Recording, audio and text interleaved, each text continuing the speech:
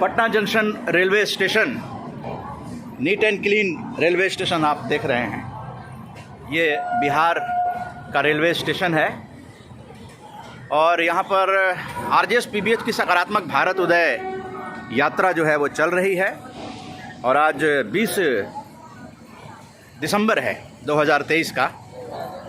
पटना में 18 और 19 दिसंबर को कई लाइब्रेरीज़ में अमृतकाल का सकारात्मक भारत पुस्तक भेंट करने के बाद अब जो है गांव की ओर चले, यानी कि भारत की आत्मा गांव में रहती है और उन गांवों को दिखाने का प्रयास RJS positive media RJS PBH के चैनल पर रहेगी, आरजेएस पीबीएच पॉडकास्ट पर रहेगी, क्योंकि भारत बहुत बड़ा है और भारत के लोगों के जो विचार हैं उसको लेने का प्रयास जो है वो आरजेएस पॉजिटिव मीडिया करेगी। आप देख रहे हैं रेलवे स्टेशन है, ये पटना जंक्शन है, एक ऐतिहासिक रेलवे स्टेशन है। इसका अपना एक अभूतपूर्व इतिहास रहा है।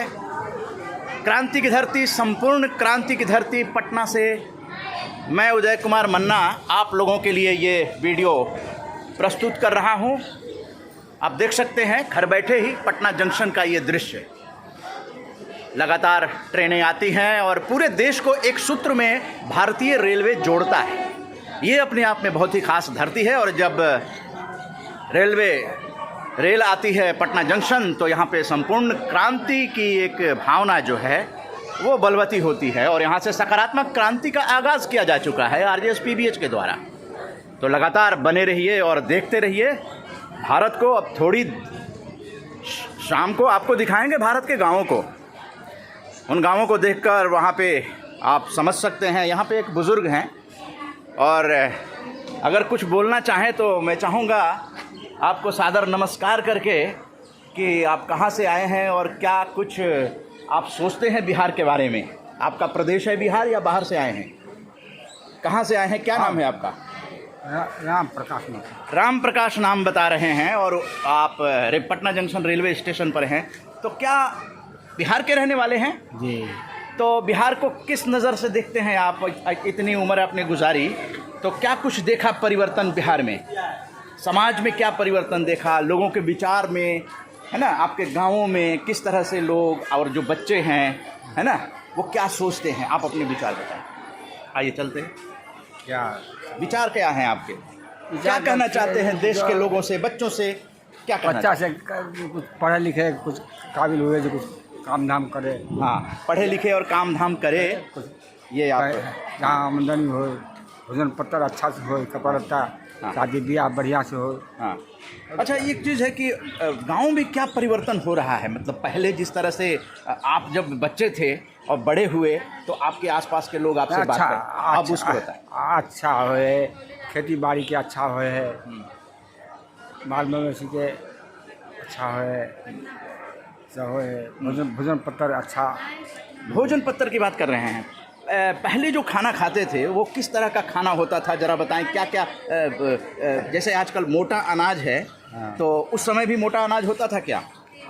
मोटा अनाज कम हो चले, आलुआ सुथनी ज़्यादा हो चले। यानी मोटा अनाज जैसे कि बाजरा वजरा ये सब कुछ होता था, मक्का तो होता था। हाँ, मक्का हो चले, धान हो चले, हाँ, यह सब थोड़ा। अच्छा, आप मड़ुआ हो चले, कोदो समा हो चले। हाँ हाँ, कौन सा जगह बताए आप? मैथिल नहीं, कहाँ के रहने वाले? हम इलवास लगा, समस्तीपुर इलवास लगा, समस्तीपुर चारों हाट। हाँ, क्या नाम बताए? राम प्रकाश महतो। हाँ, राम प्रकाश महतो जी ने बताया कि उस समय आपके गांव में उस तरह का मोटा अनाज का नहीं था, है ना? तो बिहार में मोटा अनाज के बारे में हम और जानकारी लेंगे और लोगों से बातचीत करेंगे कि मोटा अनाज जो है यहाँ पे किस किस तरह के होते थे। सर, मोटा अनाज के बारे में बताएंगे जो आजकल श्री अन्न कहा जा रहा है? हाँ जी, आजकल मिलेट के नाम से। हाँ, मिलेट, वो मड़ुआ मकई, मड़ुआ मक्का, बाजरा। ये जो 66 का जब अकाल पड़ा था ना, तो बाजरा में का खीर लोग खाते थे और हम लोग दारा खाते थे बचपन में, मक्के की दारा और मक्के की रोटी, मड़ुआ की रोटी। अब वो सब मुहाल हो गया। अब वो सब बहुत कीमती हो गया। इसकी क्या वजह क्या रही है? क्यों वजह जबकि वो स्वास्थ्य के लिए अच्छा था? सत्तू जो है सत्तू को लोग कहा जाता था, मड़ुआ मकई सत्तू ये सब छोटे लोगों का भोजन था। अब आज बड़े लोगों का भोजन हो गया। हाँ बिल्कुल बिल्कुल बिल्कुल। मड़ुआ से बताइए क्या क्या मड़ुआ एक कहावत थी, मड़ुआ होता था। कहावत थी कि मड़ुआ मकई अन्न क्या और कोयरी कुम्हार जन क्या। मतलब वो छोटा लोगों के लिए था मड़ुआ और मकई। लेकिन आज जो है वो बड़े लोगों की पहचान हो गई है। उसके बिना वो जिंदा नहीं रह सकते। स्वास्थ्य को स्वास्थ्य के लिए बहुत बढ़िया होता है। कैल्शियम ज़्यादा होता है उसमें पोटेशियम होता है, उसमें आयरन होता है, विटामिन ए होता है मकई में, मड़ुआ में। कहाँ के रहने वाले आप हैं? हम तो जहानाबाद के रहने वाले हैं। जहानाबाद के रहने वाले हैं। क्या नाम? मधुसूदन कुमार ओझा। हाँ, मधुसूदन कुमार ओझा जी ने बिल्कुल फैक्ट बताया कि मोटा अनाज करके जो है वो किसी और का भोजन कह दिया गया और उसको खाने वाले को अच्छी दृष्टि से नहीं देखा जाता था। देखिए, अब यहाँ पर बात आती है सम्मान की। अगर हम सम्मान करें किसी चीज़ का, चाहे कोई प्रोफेशन हो, अगर उसमें सम्मान मिलता है या पैसा ज़्यादा मिलता है तो लोग उधर ज़्यादा जाते हैं। यही मोटा अनाज के साथ अन्याय हुआ है और इस अन्याय को दूर करने के लिए श्री अन्न के रूप में आज मिलेट्स, और मैं ये भी बताना चाहूँगा आरजेएस पॉजिटिव मीडिया के दर्शकों को कि ये मिलेट वर्ष है, अंतर्राष्ट्रीय मिलेट वर्ष है। यानी आप समझिए कि पूरी दुनिया में आज मोटा अनाज की चर्चा न केवल भारत में बल्कि पूरे विश्व में हो रही है। और इंटरनेशनल डे ऑफ मिलेट्स यानी श्री अन्न वर्ष जो है ये पूरी दुनिया में मनाया जा रहा है। इसलिए नई पीढ़ी को चाहिए कि वो मोटे अनाज को इज्जत के साथ खाएं, क्योंकि वो आपके सेहत के लिए बहुत ही फ़ायदेमंद है। यहाँ पर कुछ विद्यार्थी हैं और मोटा अनाज को कितना जानते हैं मैं उनसे जानना चाहूँगी। जी, आप बताएं, आप मोटा अनाज को जानती हैं? हाँ, जानते हैं। क्या होता है मोटा अनाज? वो मक्का होता है। हैं? मक्का होता है और भी है जो नाम नहीं याद नहीं आ रहा। हाँ, ज़रूरत ये है कि हमारे जो लोग हैं वो मोटा अनाज के बारे में लोगों को बताएं, जैसे कि झा जी ने आप लोगों को बताया और एक माहौल बन गया है और यहाँ मोटा अनाज पर चर्चा जो है वो शुरू हो गई है।